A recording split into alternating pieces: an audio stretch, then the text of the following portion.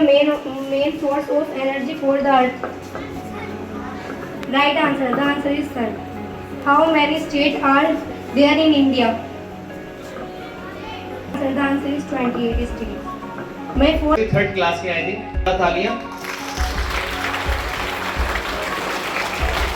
Okay good. कुछ दिन पहले की न्यूज़ थी, आपने शायद सुनी होगी कि लाइटनिंग और थंडरिंग जिस टाइम होती है, यानी जो बिजली की बादल गरजते हैं और बिजली चमकती है, उसकी एक दुर्घटना हुई थी पीएमयू में भी 4 दिन या 5 दिन पहले। उसमें 4 स्टूडेंट एक पेड़ के नीचे खड़े हुए थे और वहां पर आकाशीय बिजली, यानी जिसको हम लाइटनिंग बोलते हैं, जो चार्ज होता है जो बादलों से आता है, वो नीचे आया और उन चारों को जो है उन्होंने झुलसा दिया। यानी लाइटनिंग से वो बच्चे झुलस गए, जिसमें से 2 काफी सीरियस थे। पता नहीं बाद में क्या रहा होगा, कोई इंफॉर्मेशन नहीं मिली। तो बच्चों, ये जो दुर्घटना है किसी के साथ भी हो सकती है। इससे बचने के लिए हमें क्या करना चाहिए? यानी जब बादल गरजते हो, बिजली चमकती हो, जिसको इंग्लिश में हम लाइटनिंग एंड थंडरिंग बोलते हैं, घर में चले जाएं तो बहुत बेटर है। मतलब इससे बचने का सबसे बेहतरीन है कि आप किसी ऐसे मजबूत शेल्टर या छत के नीचे चले जाएं, तो आपको इस लाइटनिंग से आप अपने आप को बचा सकते हैं। सबसे पहली बात, कभी भी आपको खुले में नहीं जाना है। अगर बिजली चमक रही है, बादल गरज रहे हैं, तो आपको खुले में नहीं जाना, आपको फौरन से ही अंदर आ जाना है।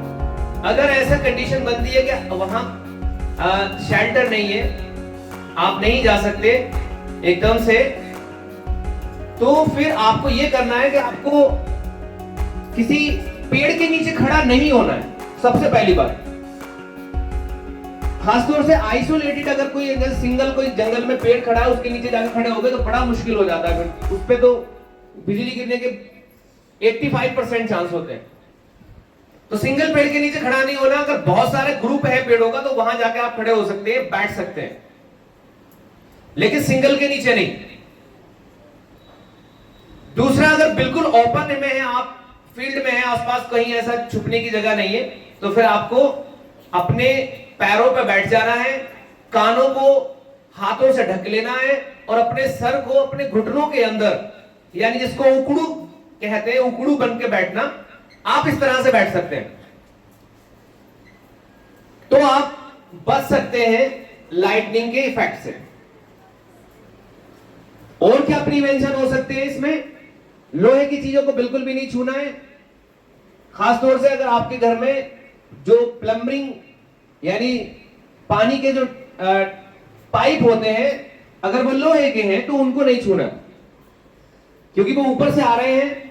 आपने टंकी को या टैप को छुआ और वो मेटल का है पूरा, तो उसके साथ वो चार्ज आपके अंदर तक, आपके पास तक पहुंच सकता है। तो जिस टाइम लाइटनिंग हो रही हो, टैप को ना छुए, बाहर ना निकले और सिंगल पेड़ के नीचे खड़े ना हो। ऐसा अगर आप करते हैं तो आप इसके इफेक्ट से बच सकते हैं।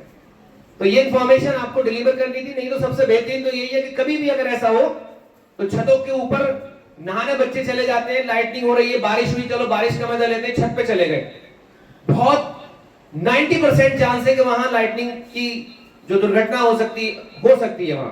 तो इसलिए कभी भी लाइटनिंग और थंडरिंग के टाइम में छत पर नहाने या फील्ड में नहाने के लिए नहीं जाना चाहिए।